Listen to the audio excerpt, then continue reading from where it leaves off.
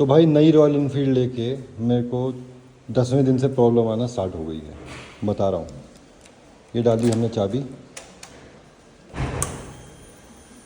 इसमें इंजन से ना टिक टिक टिक टिक टिक टिक टैपिंग सी नॉइज़ आती है, सुनो।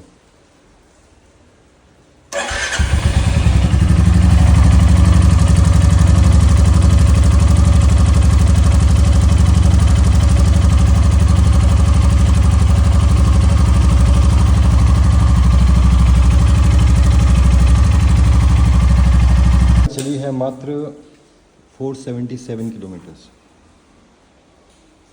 अभी फर्स्ट सर्विस पे जाऊंगा, तब देखते हैं क्या होता है। पर मुझे बताया जा रहा है कि इसके इंजन वेल्व के गाइड में मसला हो सकता है, या फिर तुम्हारे इसका ऑयल कम है इसका इंजन का,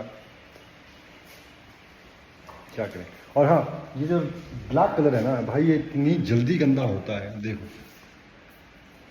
मतलब तुम धुलाओगे और तुम्हें फिर से धुलवाने की जरूरत पड़ जाएगी इस गाड़ी को, और जितनी बार धुलाओगे उतना बार इसकी चेन में रस्ट पड़ने का भी मसला है।